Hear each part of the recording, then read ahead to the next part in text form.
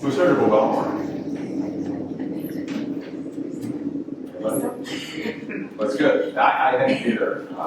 So we prepared last week, and I was pleasantly surprised. I buy one of the products on a pretty regular basis. So one of the things you're going to learn today, one of many, is that this is a company that truly walks the walk around purpose. Again, I could say this in a positive way. I think I drew the short straw, or maybe it's a long straw, but it's positive in getting this panel. Dated myself too. So I was with Stonyfield Farm 30 years ago when I was only a $20 million company. And that was a company back then that had limited marketing resources to really grow that brand. And in fact, they could have to run organic. It was such a small segment, especially the yogurt category at the time.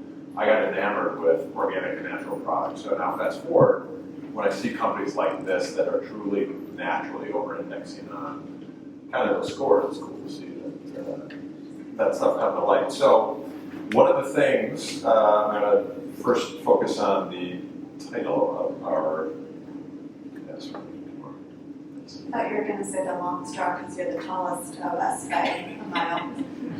Actually, Terry on my team over there is down. So if you look at the title, Driving Purpose of Positive Outcomes for the Planet, Consumers, and Brand, we're going to hear about all of that. And again, they naturally don't have to oversell us to consumers. In fact, our consumers demand that of them. So you're going to learn more about their brands and how they approach that. But before we dive into that, perhaps give us a background on each of you from a professional standpoint, maybe from a personal standpoint. We'll say like kindergarten on that got you to where you are today at WellMore. Sure, I can start. So I'm Lauren. I oversee omnichannel e-commerce experience across our portfolio of brands. My history has always really been consumer focused. I like to say I've worked for some treasured retailers like Urban Outfitters, Victoria's Secret, West Elm, taken some interesting risks, Barstool Sports, Grace Cheese. I will geek out about cheese all day. And so currently I am with WellMore Holdings, which I will get into in a moment about our portfolio of brands. But I'll let Chrissy introduce herself as well. So hi, I'm Chrissy. I'm actually trained as a registered dietitian, so everything from protein to like all the products we work on are just near and dear to my heart to begin with. After working in clinical for a couple of years, and one of you that have been in clinical know it's like a fatigue type job where you get burnt out very quickly, working directly with patients, and people not really caring about nutrition. So that took me into the marketing path. So I've been in brand, shopper, innovation, and digital roles for the last couple of years. I worked on brands from Tide when I started out at P&G to Splenda, Vitafusion most recently at Church and Dwight, and now Vega plant protein. So glad to be here. So Vega, interesting, is one of those brands that I buy and I've definitely heard of the company. But again, last week I learned a lot more about WellMore. So if you want to just at least share for the group, the Vega, or even talk about beyond Vega, some of the other brands we have out there, and perhaps maybe some of the unique attributes that you would learn. Absolutely. So WellMore Holding, our brand positioning is really in nutritional wellness and functional beverages. So the portfolio of brands encompasses, we have Vega, which is a plant-based protein powder across all of North America. We have Great Lakes Wellness, which is collagen powders. We're introducing a few new categories in the coming year, but that is a 100-year-old heritage brand in the U.S. And then we have two brands across teas and superfoods. So we have From Great Origins, primarily tea focused, and then we have J-Leaf Matcha, which are all matcha powders. And Gira, still learning about this. And those of you who aren't familiar with Vega, it's a pea protein. So Vega was the first pretty much plant protein that was out there. So, over like 2 decades ago, it was just whey products. There weren't really that many performance-based products that people could rely on if they were vegetarian, vegan, or like living more of a plant-forward diet. So the original founder, Brendan Brazier, he's like a triathlete. You might be familiar with some of his work or like his trainings, philosophies, etc. But when he founded it, it was really to drive performance and create a category where people could use the power of plants but still be high performing athletes out in their field, whether they're running triathlons or, just trying to live a more active lifestyle. So ever since then, we've been launching all sorts of pea protein products, and inherently, right, because it's plant-based, it has a smaller ecological footprint on the environment, which is really nice. And then we try to build on purpose organically, which we'll talk about later in the session as well. But great product. So consider your other roles, either at where you are today or even your previous companies, especially like P&G, which is very different from where you are. How has your go-to-market as a marketer changed to reflect exactly what you're trying to do, which is naturally you've always been focused on purpose, right? And the quality of brands and the image that they portray. Give us some indication on what that marketing mix looks like relative to what more traditional brands have experienced. Yeah, I can start with that one. I think for other brands, as a lot of you have shared earlier today as well, like you have to go and find the purpose and figure out what's a good alignment to your brand and what you market. But for Vega, it's been there since day one because pea protein is so sustainable. So it was easier for us to find, I think, those like relevant, authentic things that don't come off as being like greenwashing, right? So it comes more naturally. And Vega was B Corp certified through Danone when we had acquired it as well. So compared to past brands where we had to really figure out what is our positioning to the consumer, what kind of causes, we talked about cause marketing earlier, like what kind of causes align to the brand. We had to go and find it for past brands that I've worked on and find organizations that helped amplify that cause or purpose. But for Vega, we knew from the beginning, we stand for more sustainability, less of an ecological footprint. So those things came naturally. So then it was finding the right partners that also stand for our mission versus trying to force fit something. And across the WellMore portfolio, when you look at some of our other products, ultimately these are products that someone is consuming, they're putting in their body, either because they have a need, protein gaps, let's say, or you have a goal, whatever those things might be. We really care about the quality of the ingredients that we're putting in our bodies and our products. Something like JP matcha, for example, matcha is still a nascent category within the United States, and through consumer insights and research, we realized that a lot of people want to know how to make that Starbucks matcha latte at home, but there's so much more education that we can provide to our consumers, and it is kind of table stakes these days to say, everything is grown in Japan, but we really walk the talk in that our farms were established in the 1800s, and it really is a quality product. For example, in my previous history at Breeze Cheese, for example, we always used to say, happy cows are grazing in the summer outside, and happy cows make happy milk, makes happy cheese. So I think of it in the same way at JP Matcha, in which we have great farmers that really believe in the practice and the quality of the plant, and we're bringing that to our consumers every single day. Very cool. Within the marketing mix, I know it varies by brand. Can you dive in a little more around but some of the examples of the tactics you're using? Perhaps some that kind of maybe even surprise you, over-index on the success factors.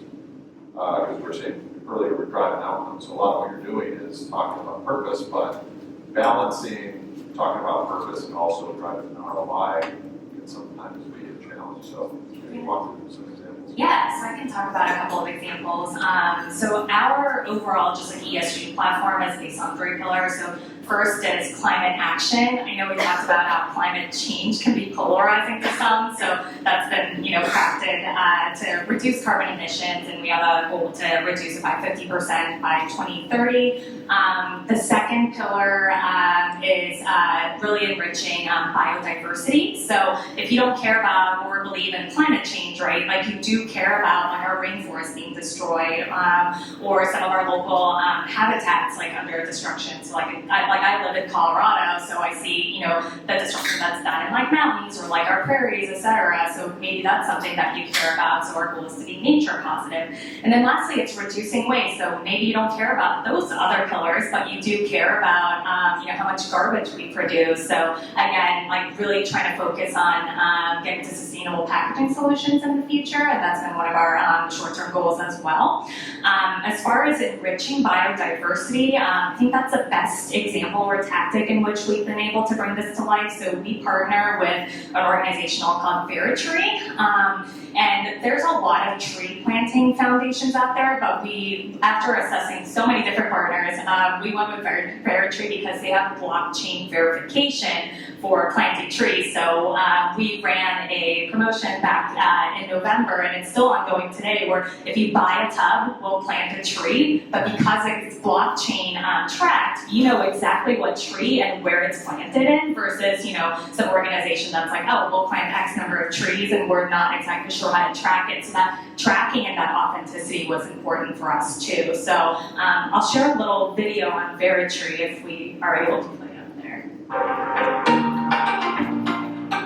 Vega is joining Tree as a founder in their 10 million verified tree challenge, which is our first step towards our goals of becoming nature positive by 2030. With Tree's support, we're planting 500,000 mangrove trees by the end of 2022. So why mangrove trees? They are natural defenses against cyclones and flooding. They sequester 4 times as much carbon than any other species, and they create nursery habitats for marine life. Unlike other tree planting projects, Tree verifies reforestation using the blockchain technology. Go to myvega.com/sustainability to learn more. Awesome. And then if you don't mind flipping through some of the slides there, we have pictures of our planting sites. So the video was showing the mangrove restorations, and we just finished this in Madagascar. We're moving on to Kenya this year and really planting mangroves there. So far, we've planted over 500,000 trees in the year that we've been with Tree and really pushing these initiatives. We also have agroforestry projects in Senegal, and then locally, because this company was founded in British Columbia and Canada, there's gold kelp that we also help restore, so that belugas, orcas, like all those have a good habitat, and we can sequester carbon as well. So really fun sites that we've been able to make an impact to. And truthfully, we did launch this around Black Friday, Cyber Monday last year. Nothing like explaining to your leadership that my number one SKU was kelp reforestation. But it really is something that we activate across our digital properties, as well as partnering with some of our biggest distribution. When we look at some of our retail partners and their incentive and motivation and activating with the non-retail media, it's definitely important to us to make sure that our consumer knows at every touch point that these are some of our values and help to bring that through. Barron, I don't think I answered your question though. So where I was going with Tree is, so we brought this to retailer partnerships. So I mentioned we were founded in Canada. So we have strong, we're the number one plant protein in Canada, and we have a lot of strong partnerships up there. So we were like, hey, let's bring this to life in store. And we brought it to Loblaws, if you're familiar, Costco Canada, BJ's Canada, and we actually ran the buy a tub, plant a tree promotion without running like any TPRs or MVMs, any like price promotion on it, and we still saw a sales lift anywhere from like 20 to 107%, like depending on the retailer, which generated then an ROI of 5 to 9 times like the initial investment that we had. So again, when we think about purpose and cause, we always think it's just fluffy awareness. It's one of the first things that's cut from our marketing budgets, but in other companies, right? Like if we have to cut things or like make adjustments, but this is one of those. It's proven out for itself. So beyond just like Earth Month, we plan on making sure that we have activations and tactics to bring this to life year-round and have it be an evergreen cause instead of just greenwashing consumers, which consumers are tired of. Yeah, so regarding some of your tactics that you touched on, especially the growth of retail media network, and many of us manufacturers are being, not stronger, that's a bad word, encouraged to participate at higher levels than we ever thought possible. Let's just call it retail media networks and even other tactics. Since you told me earlier you don't have a traditional MMM to lean on, which I consider kind of a good thing. What's the evaluation process when you're balancing those things as part of the marketing mix? And even new things, like how do you lean forward and test something with the hope of an ROI eventually coming in? I think we look at our mission and really know that we're looking to bring quality ingredients to our consumers. And what we know is that our consumers are not necessarily loyal to a channel. They may be loyal to a brand or a category. So how do we think about where our consumers are and bringing them that quality experience? So something like partnering, for example, with Target, who is really vocal about, for them, they're increasing their penetration of pick up in store or drive up. Where can we meet those partners where they are? So it's not necessarily about putting a sachet, let's say, in a bag that might go unnoticed and might wind up in a landfill. It's about how do we educate someone when they're driving up and have a positive experience and that full end-to-end cycle. So some of those things are hard to track from an ROI, but we see penetration and brand growth and development on the digital shelf. So that's really where we're believing that is moving positive momentum forward. And it's, it's a test and learn. You just have to be authentic wherever you are, and the consumers hopefully will follow when they see that value. And plant protein consumers are fairly niche. I think one of the speakers spoke about brand awareness earlier, but for Vega and in the plant protein space, it's 5% household penetration based on IRI data. So compared to like a lot of categories we all have worked on, like very small population, right? So it doesn't necessarily make sense for us to do like mass national media and have like a TV spot that airs like everywhere on like cable and broadcast TV. Like we're very much like leaning more into smaller tactics and then making sure that we can scale them after trying like different targeting tactics, different audiences, precision targeting, etc. And then really focusing at that point of sale. Because if someone is already in a Walmart or Whole Foods, right, and they're looking at different plant proteins, like they're already engaged in the category, and someone who's actually in the category is already spending a ton of time, a ton of money. So that point of sale, like that pre-shop and then after-shop moment is so important, just from like a purchase funnel perspective, or the purchase loop, I guess, based on what we learned earlier today, to make sure that they're highly engaged and that we have the right tactics to support them versus having more of that mass media. And considering how targeted and use that as a loose term, have you found it difficult then to measure the true ROI when you're talking to a small subset of consumers that may not buy at the levels where traditional media measurement companies can actually see those outcomes? I think you have to think about that, as we talked about earlier, or the teams talked about earlier, the funnel is broken, and consumers are not just following right along, that they're getting engagement in many different ways and different sources. So looking at it as an ROI, I put this in, I got 4 times ROAS out, isn't reliable anymore. You just kind of have to trust that there is that multi-channel attribution, multi-touch point mix. So maintaining that same consistency all the way through and showing our values all the way through is where we're making that momentum forward. And you're not going to necessarily see that ROI all the way through. We just have to trust our guidance in those instances. And so much of our sales come from bricks and mortar. So like I would love if we could like track every consumer and like track their lifetime value through like the DTC channel, which Lauren manages. That's not the reality that we have, because we have no idea where they're at if they're researching maybe on our myvega.com website, but then purchasing in store. So it's always challenging. I would love to have a lifetime value and be able to track consumers, but we look for engagement metrics, right? And we do a lot of A/B testing around like different ads, messaging, CTAs to make sure that we have the right ad, and if we see strong engagement metrics, that would translate to higher ROI in the future, even if we don't initially see it. Speaking of retailers, brick and mortar or others, especially because you're tied to DTC and e-com, have you seen a shift lately? I mean, was it driven by COVID that there's more consumer natural, we know that, but what is the mix as far as retailers and how consumers are buying your product? So it differs by brand for sure. Some of our bigger customers, let's say, Amazon is large for us, Walmart, Target, Kroger, those are important partners for us. We see DTC, it's a small percentage of sales, but it is a valuable vehicle because that's our true time to talk to a consumer and engage with them directly, and we can get that immediate feedback loop. So DTC, we might not see the largest amount of sales, but we see a ton of traffic, and we have information that sort of leads that they're utilizing that within that mix to make a purchase.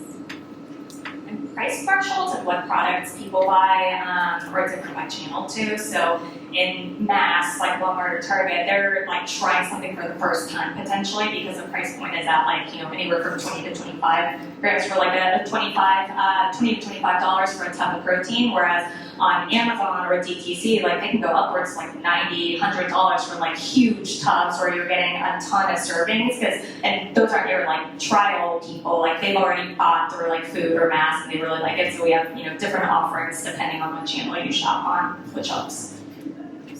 And making sure that we're bringing the sustainability handle through and through. It's at least on our Vega site, for example, you're seeing that the minute you get on the site, it's through the course of the checkout. We have some post-purchase activation flows. We're making sure that customers really know this is something that we're activating on, so whether that has an influence on your extended purchase, we do see increase in repeat customers and penetration there, so that's one metric that we're tracking. But it is part of our core value mix that we're presenting visually. One thing we don't do today that I wish we could do was like just limited time offerings like on DTC and like DTC exclusives, because we don't do that today. Like basically everything like you find on DTC, you find on Amazon or bricks and mortar channels, but that'd be really cool to have. Well done. So companies like yours that are truly purposeful in all the products that your ingredients included, along with your consumers that kind of demand that and follow you. There's also the other side of it, which is working for a company that's truly purposeful. Give us some examples of what it's like to work there, maybe some of your unique initiatives that reflect that. Absolutely. We definitely keep internally our employees engaged and aware of the benefits of our products. So I don't know how many people know, but you stop producing collagen starting at age 25. So everyone here, please start taking collagen. Sure, we're all around 25. We really believe in the power of what we sell, and that it does provide good for ourselves and for our bodies. So making sure that all of our brands are really, all of our employees are immersed in our brand and understand the quality and value of what we're putting forward. We do a lot of activities and engagements. Unfortunately, I'm based in New York City and not Vancouver, but the team was able to actually help get out and plant some trees that participated with the Bear Tree program. So making sure that we're tying our purpose to our activity is incredibly important. We also get a volunteer day once a year, so we try to organize it in like the same that we're at. So sorry about New York City, but we do have a Denver-based office, we have a Vancouver office, and one in Grays Lake, which is not too far from here in Chicago. So we get together and do something that ties to our purpose. So most recently, the Vancouver team went out and they were picking up trash in neighborhoods to reduce waste. So again, it goes back to one of the pillars that we believe in. So it's not just a random one where you're doing some random volunteer event. They're tied to different causes that we overall support. Okay, I think we're getting close to Q&A, but anything else you want to cover prior? I don't know. I think we've covered. Okay, that's fine. Yeah. Any questions?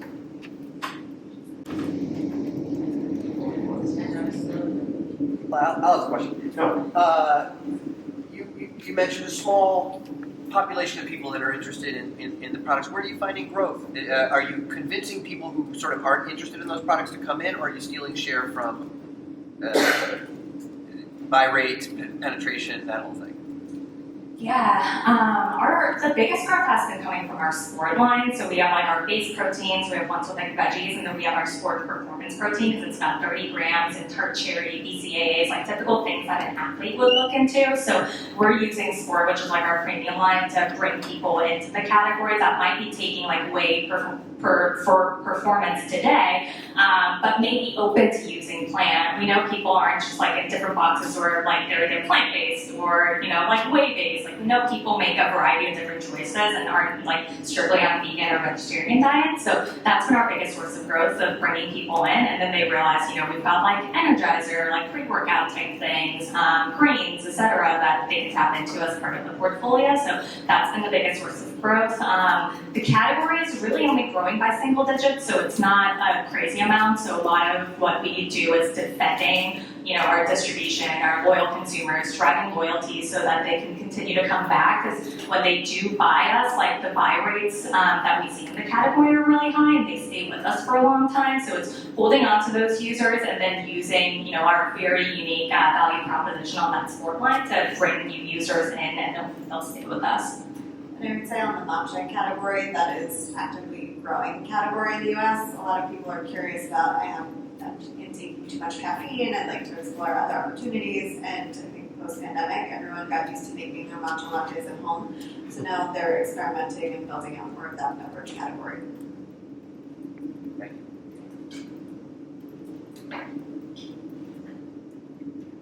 Finding creators play a huge role in how people are making these choices.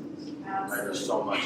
There's such a downside to it, right? Like all the junk science and unlicensed advice that's out there.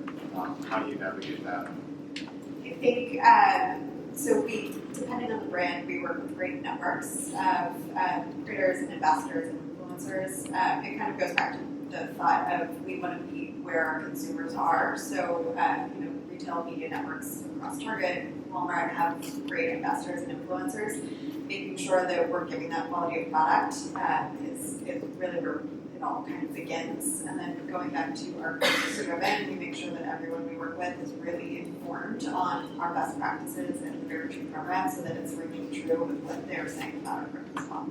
We try to have a variety of different creators too. So you've got like your everyday influencers, which may not be perceived as like as credible in a space like this, right? And then we have athletes. We recently just created content with Brad Lopez, who's like a Peloton and boxing instructor, just because it goes back to, again, like the triathlon roots where it's more that performance basis. And then we also work with registered dietitians just to add that like evidence-based like science to it too. So I'd say it's like multiple levels of different creators, and they all reach like very different audiences, right? And serve a unique purpose, but ultimately it all comes together and it's holistic to really build that brand message.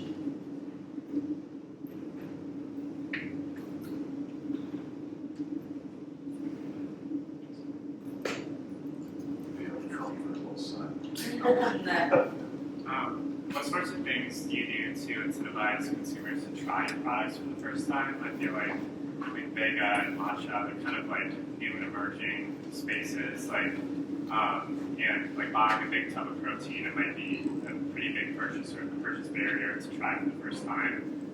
Just curious, how do you get people over that barrier?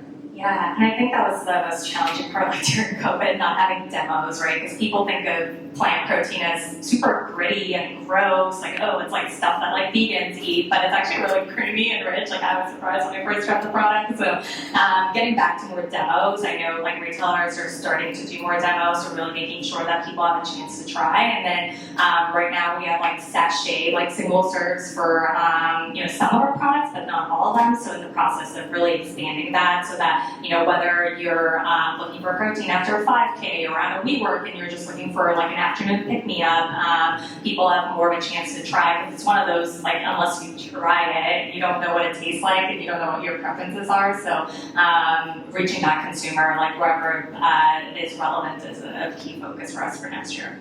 And finding complementary brands or products that can help support. Starbucks makes a lovely strawberry matcha mix, so finding the right partner that has great quality frozen strawberries or freeze-dried strawberries, so finding the entry point that's a little bit more accessible.